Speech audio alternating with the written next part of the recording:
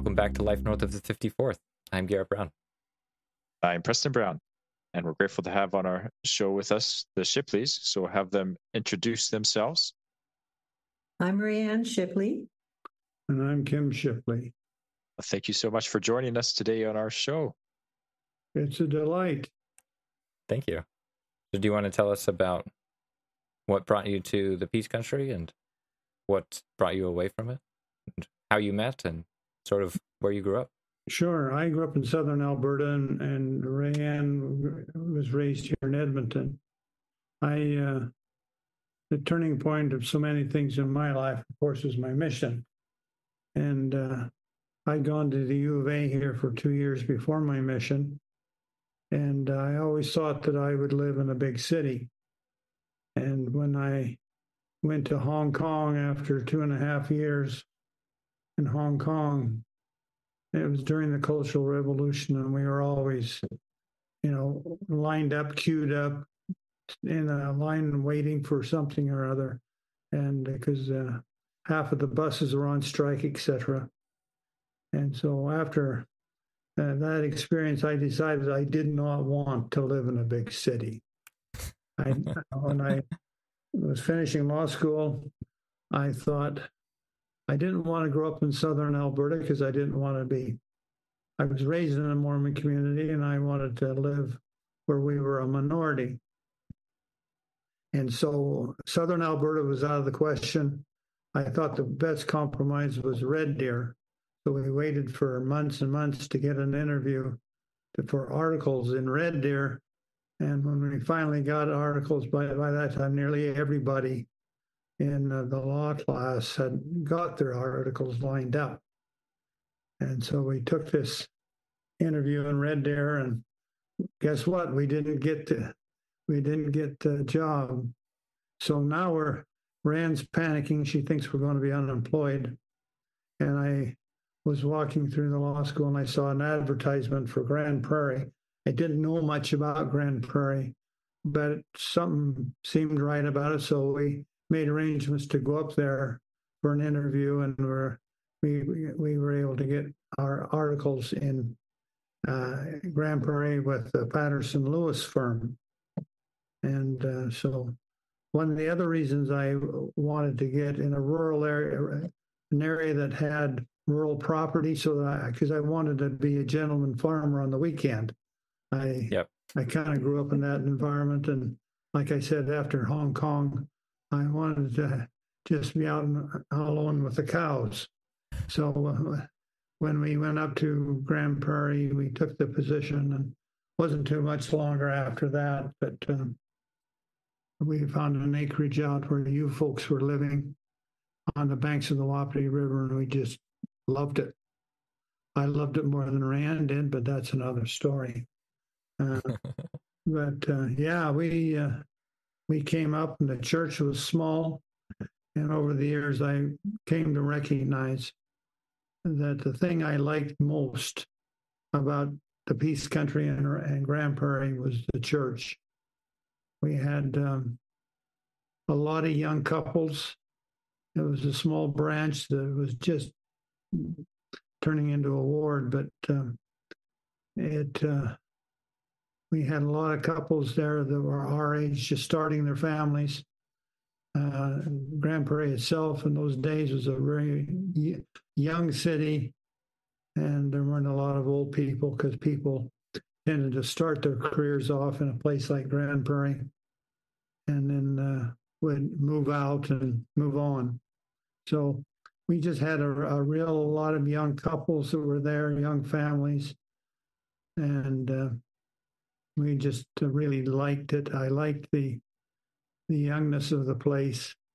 Another thing we liked about being in Grande Prairie was that, we hear stories all the time about people who would go back to live in Raymond or move to McGrath or southern Alberta.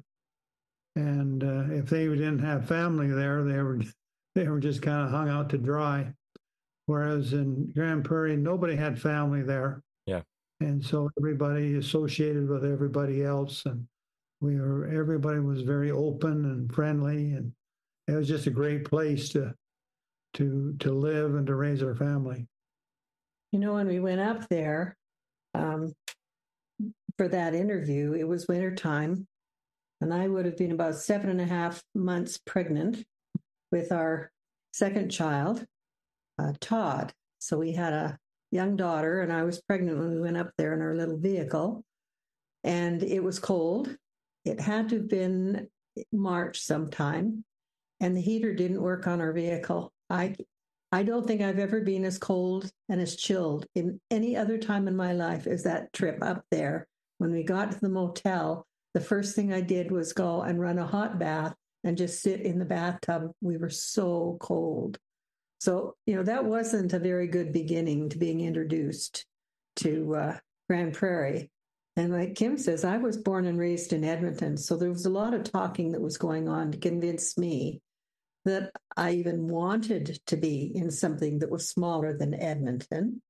But I'd married him, and I knew his feelings about going back to southern Alberta. And he had applied for working for the government, but and it looked very promising in Ottawa. And then they had all of a sudden a freeze, and we never did hear back from him until he'd accepted the position in Grande Prairie. And by then we were up there and he was working. And, when we went to church that first Sunday, of course, the church has grown since we got there. They were just finishing the chapel onto the first edition of that building. First phase. And first phase. And when we got there, their first Sunday we went, there was no one at church. There was just a sign on the door of the church that said District Conference. And they were in Dawson, a district conference. That was our introduction to the church. And when we got there the next Sunday, people were so happy to see us because they had qualified to build that chapel. And then just about the mainstay of that branch moved. So it didn't they didn't fill up the Sunday school room, the primary room. And here was this big, huge chapel. And so as we moved in, there were several couples that moved in just about the same time. And we kept being told, you're an answer to prayer. You're an answer to prayer.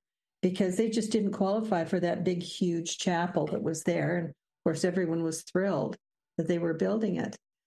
And we were saying to Preston, we got up there, and here I was with this new baby and this toddler.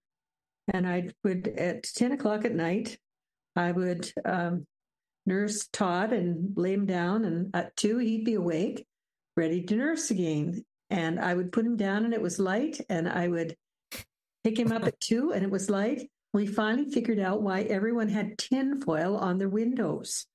And it was everywhere in Grande Prairie. Everybody had tinfoil on their windows. And to be very honest, we had tinfoil on our windows until we could afford to have blinds that could darken out the bedrooms and curtains so that our kids could sleep, get to bed at a half decent time of night. And when we moved up there, they had found us a part of a duplex to live in up in the hillside area, and it was new. And we'd had to buy a refrigerator and a stove to move there, but it was far more money than what we could afford on what they were paying us. And at that time, Vista Village was just brand new. They had the first phase of it done, and they had just finished the second phase, and it had no sidewalks. It had a parking lot, and the parking lot had been paved, but there wasn't a sidewalk anywhere, and no grass, so it was just dirt and pieces of wood laid down. So I think they had the 100s and the 200s done, and the 300s and the 400s in that development were that. And we moved in, so we moved out of the duplex and into Vista Village. And we had been in Vista Village a month and a half, and it snowed in August, from August the 16th to the 18th, 1973, a foot of snow. And it was just an absolute quagmire to get into our place. I haven't forgotten that. And it took quite a while before we had sidewalks going in there. But that was a real blessing because that was subsidized housing then. And it made it so that we could almost pay our bills. So when Kim started as the young guy, nobody wanted to drive out and do the work for the prosecution. So that meant that Kim would drive to Spirit River and to Valley View, lots of times to Valley View. I think it was just the two places, maybe Fairview too, and Fairview. And he was paid mileage on our little Datsun 510.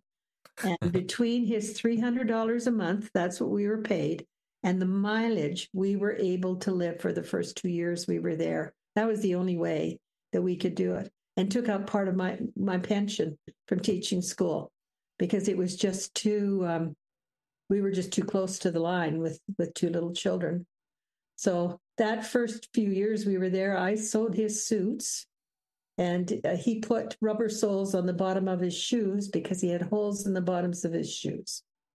So things were pretty lean and mean when we graduated from university with 2 kids and this little tiny income up there.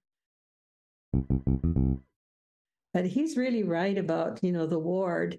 In Vista Village, the Hatch family lived there. And you wouldn't remember them, but one of the stake presidents here in Edmonton is Kevin Hatch, and he was their baby when we were there. And they lived at the other end of Vista Village. So the Hatches were there, the Woolies were there, Ron and Betty. Betty just passed away last month. She did. Yeah. And so they were there. Who else was there? Patrick. Oh, yeah, Patrick's, Ron and Arja Patrick. Oh, yeah. Who else? Garth Rowe. Yeah, Garth and Shirley Rowe. So Patrick's are back in that year. Probably Monty Wild. And the Rose lived down in on the Shuswap, enjoying the good life down there. And so there was quite a group of us. Finney's. Yeah, and the Finney family, Jerry and Frank Finney. So there were a lot of us that were there and stayed there for quite a while, actually.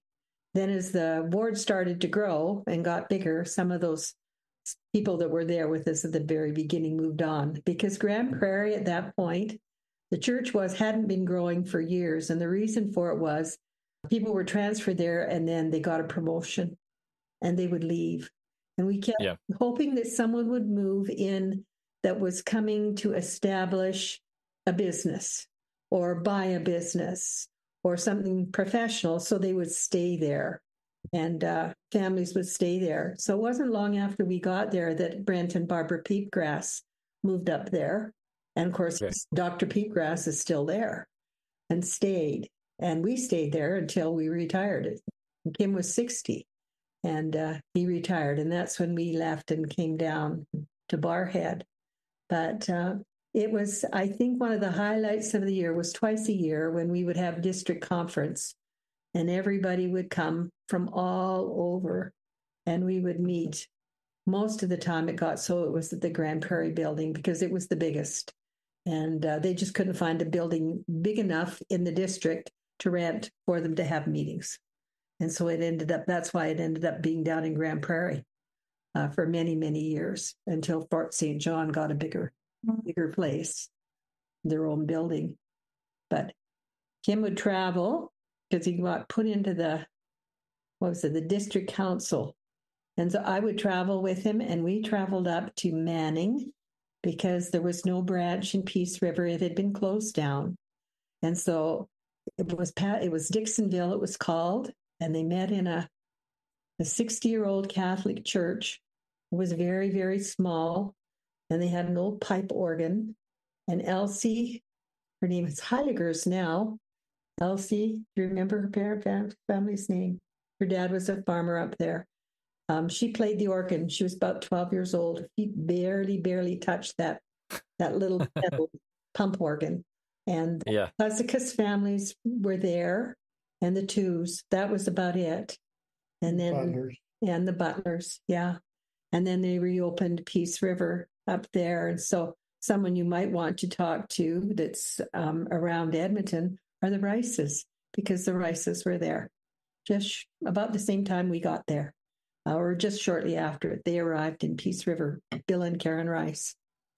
And he was an accountant up there. One of the highlights, as Rand said, was our district conferences. And people would come from all over the Peace Country, BC and Alberta. Yeah. and we have everyone was billeted in members' homes, and we'd start off with meetings and some recreation, but we usually start off Saturday, and we went all day long with meetings, and in the evening we'd have a dance or a program or something. And then the next day we'd have the 2 conference sessions. So there was a lot of excitement in our district conferences. The mission president was in charge of us, and usually they were there. And we used to have the greatest sessions of conference, and everybody was busy all day long, and then we had catered meals. And I come to the big city now. Of course, the big city, they think that they're smarter than everybody else, but you know, their state conferences are a dud compared to what we used to have. You know, we had one mission president. His wife was, what was her name? She was a general primary president for the church. And I can Young's, yeah, Dwan Young. Anyway, I can still remember this one Saturday night session of conference when they first got there.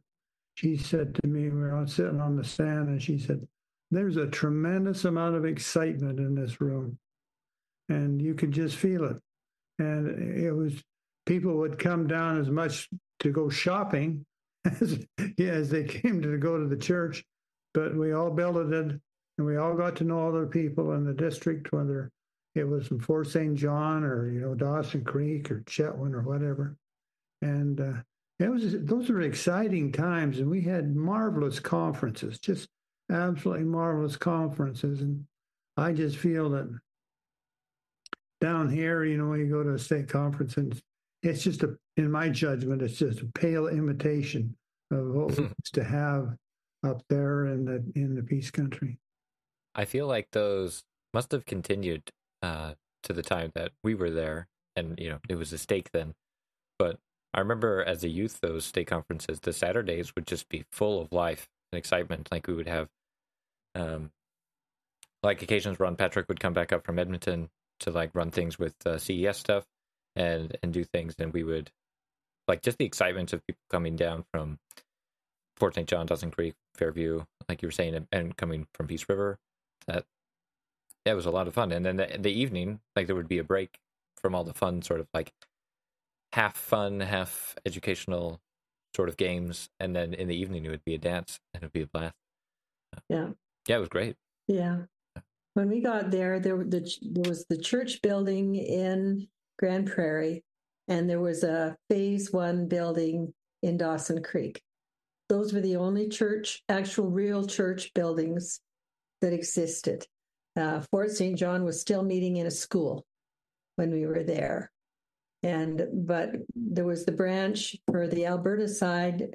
It was Dixonville and Grande Prairie. And I think that was it for the Alberta side. And then there was Dawson Creek and Chetwynd and Hudson Hope and Tumbler Ridge and Fort St. John. Hudson Hope had a little church building that we went to. And of course, when the Bennett Dam expanded and got bigger, then a lot of the families that were going to the Hudson Hope branch, their land went underwater. And so they went to Fort St. John. So that'd be the Peterson family, a big family moving into Fort St. John. And Hudson Hope branch was shut down. It's just one thing, though, that you would find interesting, I think, you and Preston, that there had been a whole influx of Americans coming up to farm in the Peace Country in British Columbia. And, you know, the Petersons had land out there by the Bennett Dam, Hudson Hope. You know, we had some of the strongest members we had in Fort St. John were, you know, transplanted Americans, and your grandparents came up there. I don't know if they came at the same time, but they were a whole contingent of three Zollinger families. Yeah, the whole contingent of American saints that came there, a long list of them. And they were the core strength of the church in Fort St. John, and they really added a tremendous amount to our district. Yeah, it was both our grandparents on both sides that really came up to the Peace Country for farming. What was it on the other homesteading. side? Not the Brown side. What was the other side? Missouri. Missouri. Missouri. Oh, okay. Yeah, they were on the Alberta side, right? Sometimes. Yeah. For the most part, yes. Yeah. Um, Yeah, by the Cleardale area. But when I think of the Peace Country, most of it is because of the church experience. Being on the district council, you travel, 3 hours and 3.5 hours, and sometimes 5 hours to be on the council and visit these places, and you got to know the whole Peace Country. We used to have meetings when I was the district president. We used to have meetings as far as Rainbow Lake. We drive all the way up to high level and another hour or two over to Rainbow Lake. And those are some of the distances we traveled. And we came to have branches in Northwest Territories or what? Anyway, we had branches there in High Prairie and Valley View. We got a building in Valley View and got a building in Fairview and Beaver Lodge. The church really grew with these buildings, but it was mainly because of church service that I think we came to really appreciate how big the Peace Country was and to really have a love for it. Rand was our district Relief Society president at least once, and we just, you got to know mainly the people, but you got to know the towns and the territory, and really learn to know and love the Peace Country as a result.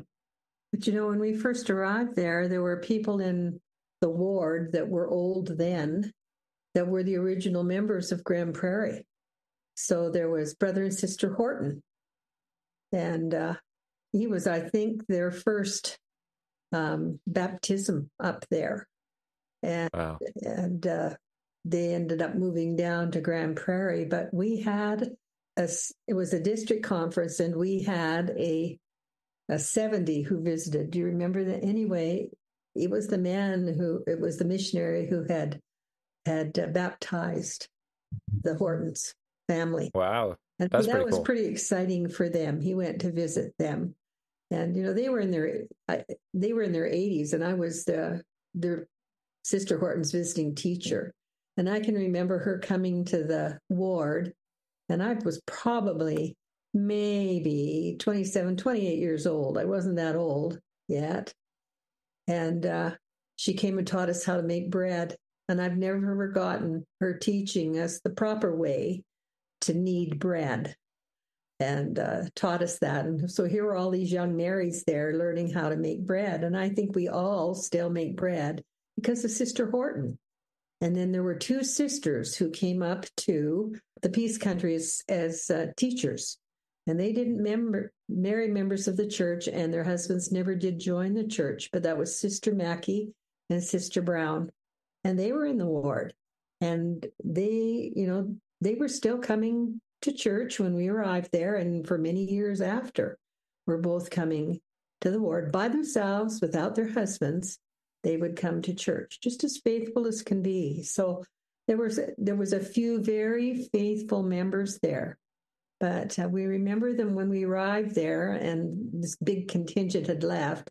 The fear was that Grande Prairie was going to lose its branch status, because it became very close to that in the early years there. There were only about 8 members of the church in Grande Prairie, and one of the brothers, I think it was Brother Pearson was his name at the time, and he was the Relief Society president. And this is before we arrived. So, Grande Prairie had some real stalwarts that were with very, very few members who were quite faithful there, just keeping the church there, period, before we got there. So when we were arriving there, replacing the large number that had left, I think that was an answer to prayers, just like many of the places we've been, on missions. There's answers to prayers when you need members for something to grow. And we saw that, but we saw Grande Prairie grow too. When we arrived in 1973, Bechtel was just finishing the pulp mill. And they brought in with them about 5,000 workers.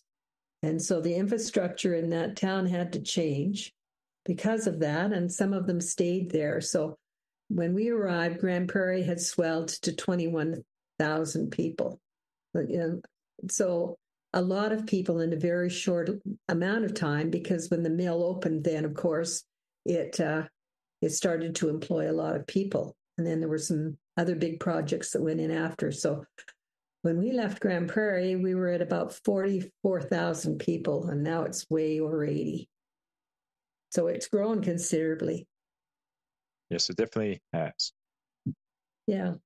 One thing again, be somewhat negative towards the church here compared to what we had there. When we would travel as a district presidency, like I say, some of those were, 3, 4, and 5 hour drives. We always traveled together as a district presidency in the car, and we usually took, the executive secretary with us. We would just visit and talk about just about anything. We used to have, part of the time we'd have a meeting, but the rest we just talk about the interesting things. Keith Shaw was my counselor. Everywhere we went, the highlight, I think, was the trip. Yeah. We'd get there and we'd have a good visit, with the branch, but just loved traveling together and visiting and sharing, our knowledge of things.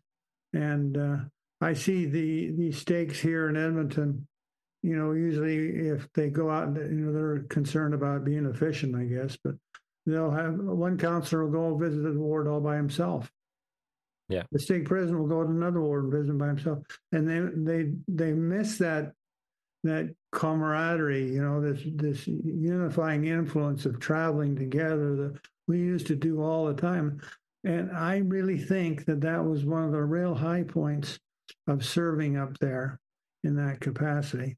I don't know how much more time you want to give us, but I wanted to share one story that I think about quite a bit, and I get a chuckle out of it every time I think of it. We decided that we were going to be more efficient on our branch conferences, and we would try and visit 2 branches on a Sunday. Oh, wow. Okay. The first time we tried it, we were going to go to Chetwynd, and then we're going to have our 3-hour conference there. And this is back in the days when we go to church for 3 hours. Yep. We would go down to Tumbler Ridge and meet with them. Well, we had to leave, about 6 o'clock in the morning or something to get up to Chetwynd in time.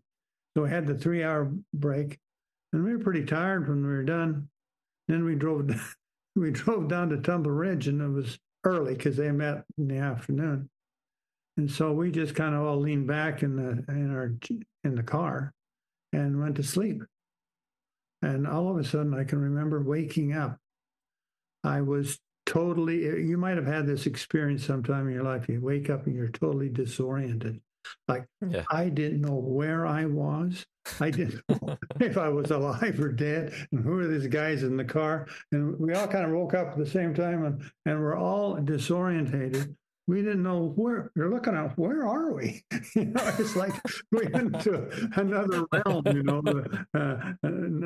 We had this existential experience, So it took a while before we finally remembered. Oh yeah, we're probably here in Tumbler Ridge, and we're supposed to meet with these members. So we had a long, we still spent our 3 hours with them, and by the time we were done and drove home, we were absolutely exhausted. And so after that, we decided, no, 1 branch a Sunday, that's enough for us.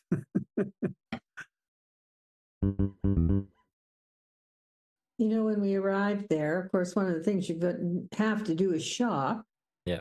And we had Woolworths on Main Street. We had Woolworths, and we had a very small Hudson's Bay. And then we had a small Safeways and a small IGA. And I think there might have been a Kresge's there as well, and a small co-op. And it was a big thing to be able to travel down to Edmonton to go shopping, because there really wasn't a lot of choice. There wasn't enough stores for the number of people that had come to live there. So if you didn't shop the first few days, that there were, gumboots for kids or jeans or whatever, you didn't get them. So I did a lot of my shopping via the Sears catalog the first few years that we were there, because it was the only way I knew I could get the things that I needed, as our kids got a little bit older. And then the mall was built. And that was major to have, Zellers was a big store. Yeah.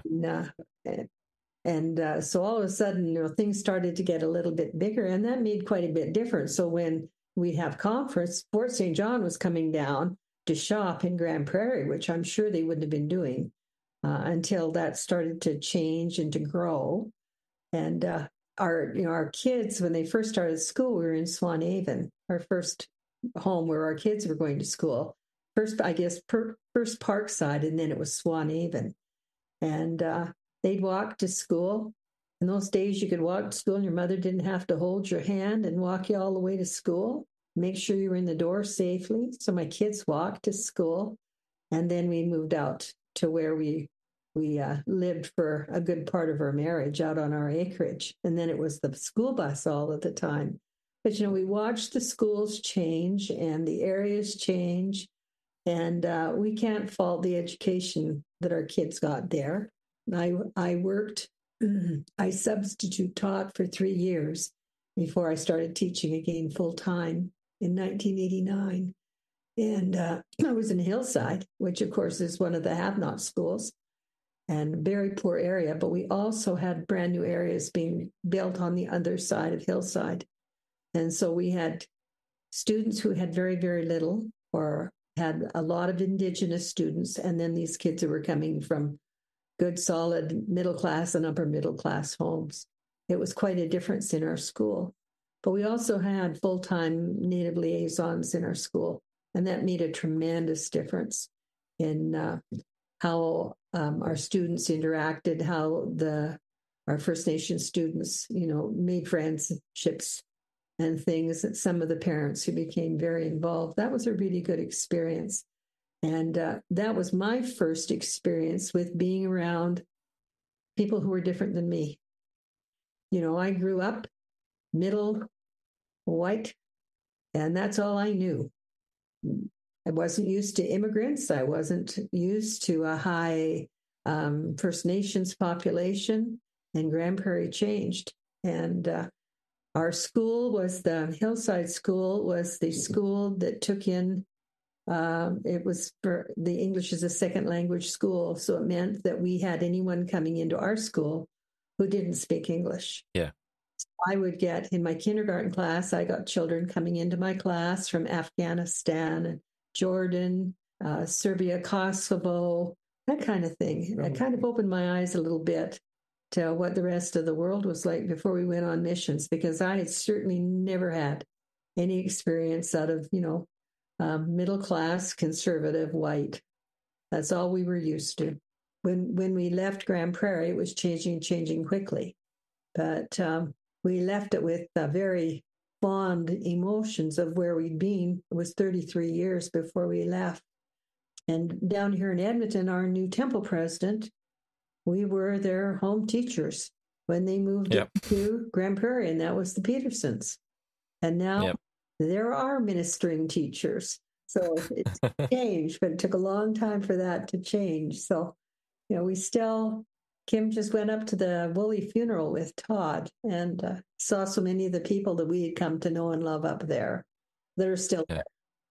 So that was a good experience for him to go up there. So I think that, as far as our family goes, our kids did not suffer to be raised up there, not one bit. And it was a good experience all around, I think, for all of us. We had a little riffraff down the road from us, but other than that, it was pretty darn good. They weren't raising pigs. No.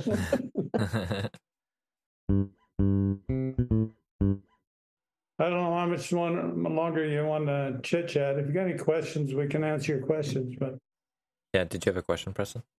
I think 33 years is a pretty good stink to live in Grande Prairie. It's definitely longer than I lived there for, longer than my parents lived there for.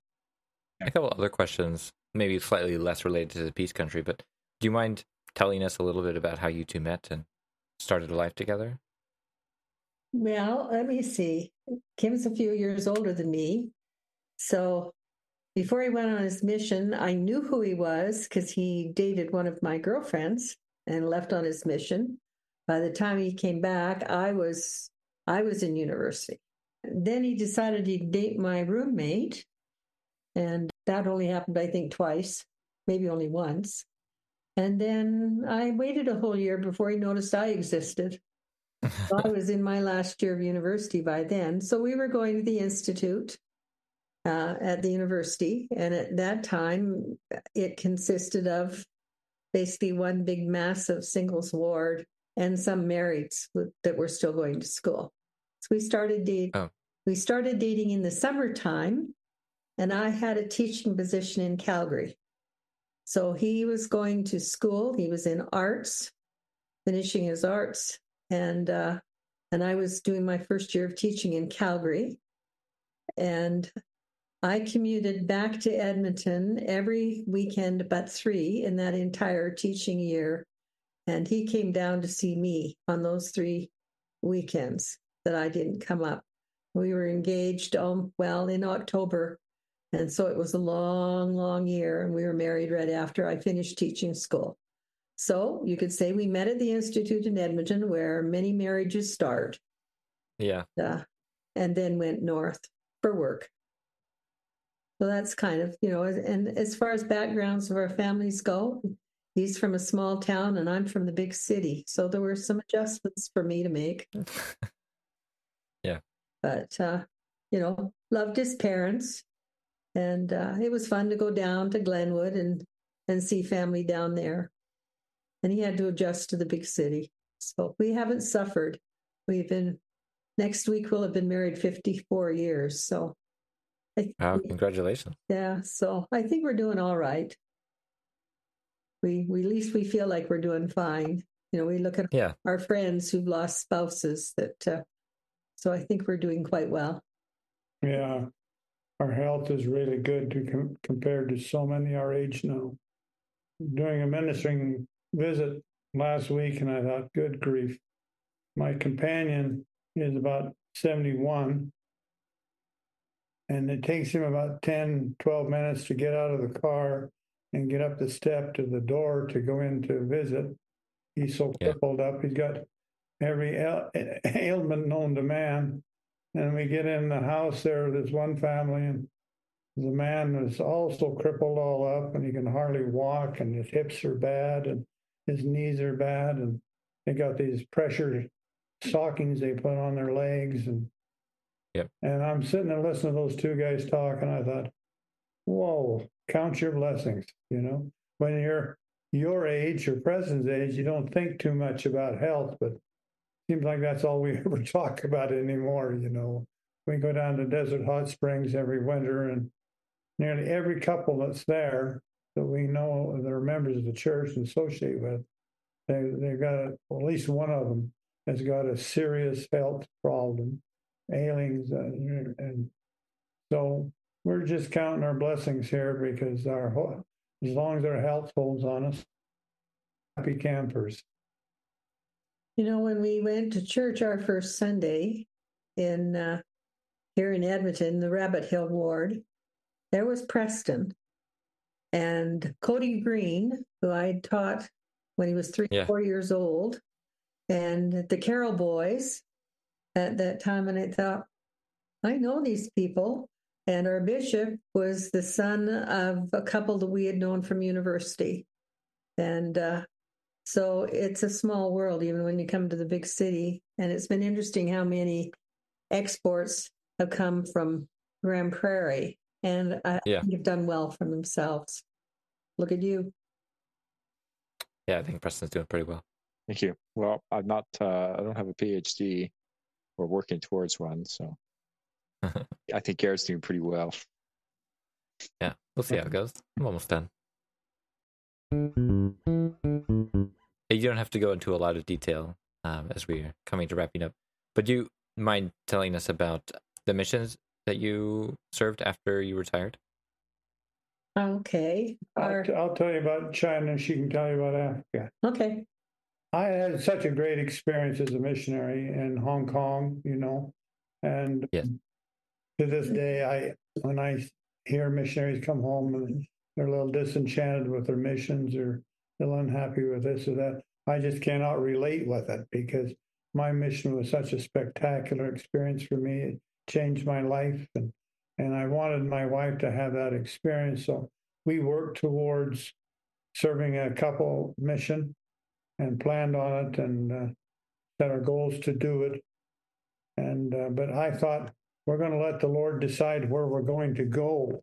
We're not. Yeah. We knew enough that all you had to do was phone a mission president. And you could recruit yourself, And but I didn't want to do that, and so we just left it up to the brethren and the Lord. And but I told her, I said, if I could choose where to go, I would like to go to Southeast Asia. I finished my mission in Singapore, and I really love Southeast Asia. And I said, that's probably not going to happen. Be prepared to be disappointed. And so when the letter came, it said we're going to Beijing, and I thought, holy cow! I didn't even know there were missionaries in China mainland. And so it was really a thrilling thing to be sent there for 2 years. And we taught. Our sponsor was the All China Women's Federation, and they had a university, and we taught English, for the first 3 days of the week, 3.5 days of the week. Then we would do humanitarian the rest of the time. And teaching English to the Chinese is just one of the greatest experiences you can have. These students were just marvelous. And we loved that. And we loved the wheelchair projects. We would go all around China, and we would get a batch of wheelchairs, and we'd go to a province, and the Women's Federation would line us all up, and we'd go there and have a wheelchair ceremony. And then the Women's Federation, these people treated us like we were rock stars. I think they honestly thought, no matter what we told them, they thought we'd donated the wheelchairs ourselves. These people, they just couldn't buy into the fact that, because we're not supposed to promote our church at all in China. Yeah. And we didn't. But we just had a marvelous time. And after, the wheelchair ceremonies and everything we did, then the Women's Federation would take us like touring around that part of the province in China. And we ended up going to about 21 of the provinces of China, which is the majority. Yeah, that's amazing. And and sometimes I used to joke that we were on a restaurant mission because all the great restaurants, Beijing is such a cosmopolitan city. You can get all these restaurants from every kind of part of the world you can dream of. And so we just had a marvelous experience teaching and meeting with the expat there. And we had an expat branch of the church, about 150, 200 people, foreign passport holders. In Beijing? In Beijing. Yeah. And then so we could tour around and see different parts of the country. And it was just an unbelievable experience. And it all happened because we didn't lobby or try and create our own mission. We just let the Lord do it for us. And I think he did a pretty good job. And we just really loved it there. And we built relationships with a lot of these students. Some of them are still in contact with us. So, no, it was a marvelous experience. Very fascinating. What about your African mission? Okay. I'll just say one thing. When Kim said that we had planned, the decision was to be on a mission when he was 60. And that happened. That was our goal, for Kim to be 60. And so he was retired before he was 60. And we were on our first mission. He was still 60. So that was our goal. We came home. We had moved to Barhead from Grande Prairie. And I think I was the reason. Well, I know I was. our kids had married. We had sent our kids to university to Alberta, with the exception of one. And he had apprenticed as a carpenter and ended up marrying a young woman he had met who was at the college and in Grande Prairie from a farm outside of Fort St. John. And so that's where they ended up, moving to Fort St. John. But the rest of our kids, 5 of our kids, were down here in Edmonton. So I said, it's time to be around the grandkids. We're too far away. So that's why we moved to Barrhead. Barrhead wasn't in the city yet. And we bought an acreage of 66 acres, a kilometer from Thunder Lake, and built a home there. So we were close to Edmonton and our kids, and it was a place to play. So we'd kind of replaced what we had in Grande Prairie. And we still have 4 of our kids close here, and our oldest daughter is now on Vancouver Island. So 4 out of 6 isn't too bad. We see most of our grandchildren here.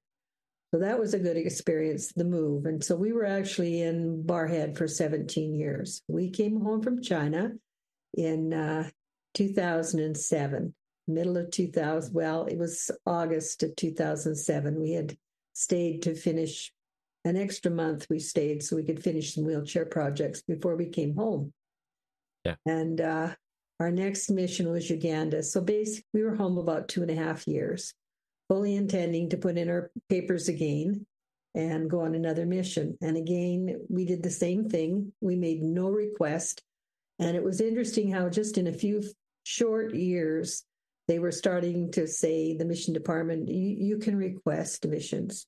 Of course, they're trying to get couple missionaries so much into the mission field that they were starting to be a little more adaptable for couples to go.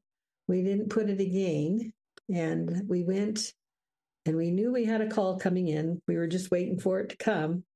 And we went to the mailbox down the road, and there was our mission call.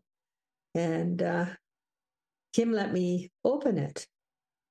And so I opened it and read where it was.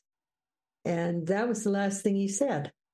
So when we phoned our kids that night to tell them where our call was to, he still wasn't talking.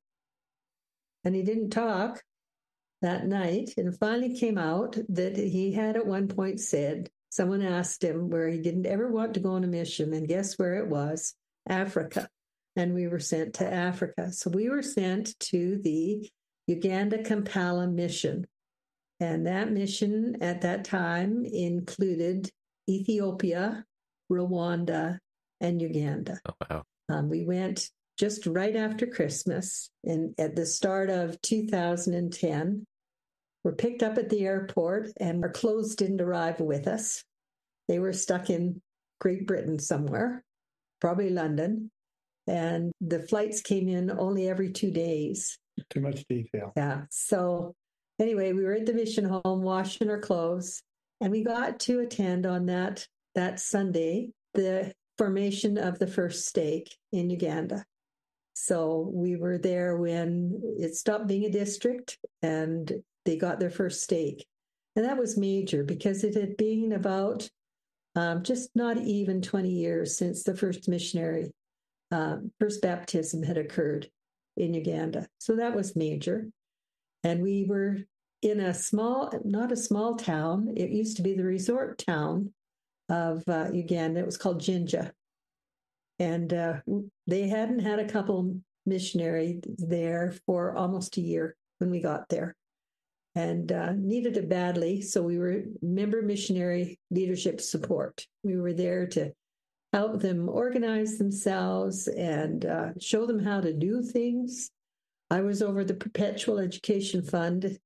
Kim was the counselor in the district presidency, counselor kind of to the mission president, but we were working with the people there. And when we moved there, there was a branch in Jinja where we lived, and one in Mpumade, and one in Bugimbi. There were three branches, and that was all. And in that 18 months we were there, Luca was 4. Yeah, and Walukupa was 4. So there were 4. And by the time we left, it had more than doubled. It had almost tripled. And we got to go up to Mbali, which is right on the border with Kenya. It's in the mountains, Mount Elgon. And we went up with the mission president and paramissionaries. And they knew they wanted to form a branch, but how to locate members of the church who they knew they were there, but there's no such thing as an address in Uganda. And so the mission president said to the missionaries, walk up and down Main Street. Just walk up and down Main Street. And as they did that, people would stop them and would say, the missionaries are here. The missionaries have come. And they would tell them about the meeting the next day. So that next day, there were 13 at the formation of the Mbali branch. And they brought in a couple, not even 6 months later. And within a year, they had a huge branch there. And by the time we went home, it had spread to other areas, just from missionaries walking up and down the street, because these members would be baptized, say, in the Jinja area or in Kampala area, and then they'd go to their villages, waiting for the church to find them. So we want to know how missions are different here and there. We had people stopping us on the street saying, oh, you believe in Jesus Christ? I believe in Jesus Christ. Our missionaries didn't have problems bringing people to the church and getting them baptized. The biggest problem was the retention of members. But we did a lot of after baptism lessons with the members. A lot of them didn't have scriptures, so they hadn't read the Book of Mormon. They loved to sing. It was really fun doing choirs with them because they liked to have additions to the hymns. So they like to add little warbles and things, and it makes hymn singing much more interesting with them. I taught keyboard lessons so they could start to have accompaniment in their meetings, and some of them did quite well. So we were pleased about that. I made bread, and because the bread there is like sawdust, and muffins almost daily. And flour was bad. Yeah, the flour didn't have a good gluten content in it, so you couldn't like you do. So I learned how to make bread that was nice and soft and tasted like home, and muffins. I had a little tiny stove, and when anybody came to our home, to our compound, they got muffins. So Kim used to take muffins to the district presidency meeting, and one day he forgot, and they sent him home. And they're not used to sweet, so everybody has beautiful teeth, and you would see them sucking on sugar cane. But sugar cane, you have to do a lot of sucking on the cane to even get the sweet taste. So they weren't used to sugar in their diet at all. Their diets were so meager, very, very little. A lot of them, if they ate at night, it was because that might have been their only meal during the day, and it was so that the children would go to bed with full tummies. There was 80% unemployment when we were there. A lot of the women were the breadwinners. And it was really hard to be around people who were so faithful and so good and had so little, many of them living in mud homes. So, if we were to build a mud home here for one of our members, we know how to do it, and could show them, how to make a cheap home. We could teach Preston how to do it too. Yeah, you could establish a business. He could go around the world building mud houses. Yeah. But as poor as they were, the women always came to church looking very beautiful. And that was important to them. One day, my husband had gone to a meeting and he came back and he didn't have his shirt on. And he'd been in a meeting and there was a man there and his shirt was torn. And so worn out. And so Kim took his shirt off his back, came back and got another one. And when we left, I left my clothes and he left a bunch of clothes because we knew that they needed it more than we did. And in China, they didn't have the gospel. And we saw poverty with our wheelchair projects, because that's where we were going. We're very, very poor areas in China, and they do exist. And we had people come in rags to get wheelchairs. And so I thought I'd seen poverty, but I didn't even know what poverty was until we got there. And to see these people with absolutely nothing coming to church with smiles on their faces and happy, I have a hard time when I'm around someone who's complaining about something they don't have. It's really difficult because we are so blessed. And I'm still at the point we're now at, coming up well over 13 years since we got home. And I still remind myself, and I don't have to remind myself very much, is how blessed we are. I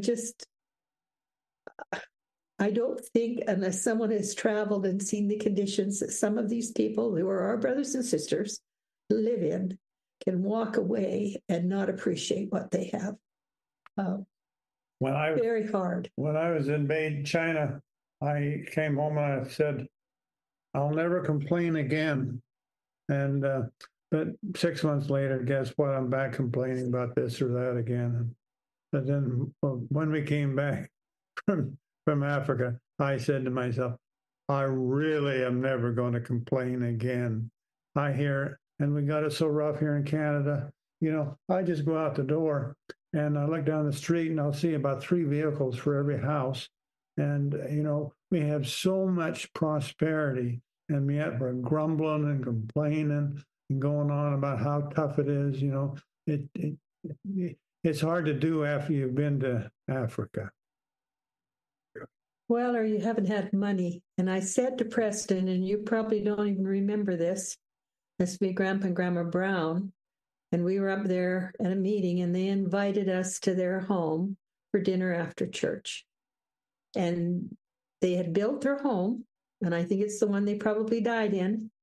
And the upstairs was not finished at all. And the downstairs was concrete walls, and there were some wood partitions. And the only thing that had gyprock on it, I think, were 2 bedrooms. And the gyprock wasn't finished. So the house was a work in progress. And I think it was a work in progress for quite some time. And dear Grandma Brown she was a happy lady living in those circumstances. And those circumstances she lived in would be considered a palace where we were in Africa. So, I think our attitude has a lot on how we progress, what we can do where we live, how we can love others who are different, how we need to be charitable. And the church is very generous when we're generous. And I think that's important. So, the one mission, we kept our mouths shut and tried to be a light, because that's all we could do.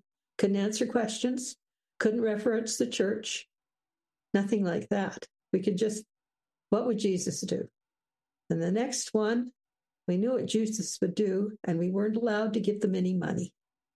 And that's really, really hard when you see such tremendous need. And the first thing your president has said to you is, you may not give these people money, because then that would be expected. And we didn't want that. So we tried to make them so they were faithful and humble and worthy of every blessing we all get.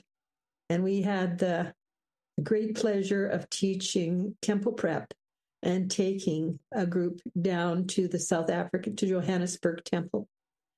And the church pays for that. So most of those members there have one opportunity in their lifetime to go to the temple. And that's to be sealed as families. And they treasure that. And they talk about that. And so every time they announce a temple in Africa, I usually have something to say, and was just absolutely thrilled when they announced one for Kenya, because that's a bus ride away from Uganda. That's a tremendous blessing for people who have nothing. Really tremendous. So I think that's about all I need to say. Yeah, I really appreciate that. Thank you for sharing. Yeah, it really touches me.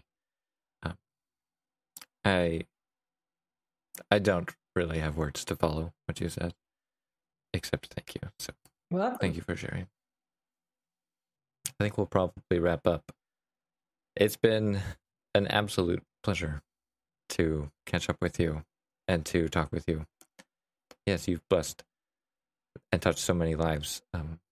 It's a privilege to know you, and it's quite a privilege for Preston to hang out with you guys. So It's kind of nice to go in and see him every Sunday. Just sits a couple of rows back behind us. Make sure we're behaving. We liked him better when he had the long hair, but we still like him even with the. My hair was very nice. Who needs nice hair for a radio podcast, right? Yeah. Well, thank you for the opportunity. It was nice to share memories. Yes, it was a privilege to hear your generous stories. Thank you. Yeah. And we're very grateful to those who listen to our podcast, and you can check out more episodes of our podcast at our website at peacecountrylife.ca or email us at lifenorthofthe54th@gmail.com. Kim and Rand, we're very grateful for the time you shared with us here. It's truly been an absolute pleasure. And our pleasure. Mm-hmm. We really hope that good health and energy keeps going through you so that you can continue to touch so many lives. So thank you. You bet. Yeah, we'll see you around. Hopefully not before too long. Yes. Well, I don't think we're moving. Not unless it's winter. Yep. Goodbye for now. Bye-bye. Bye-bye.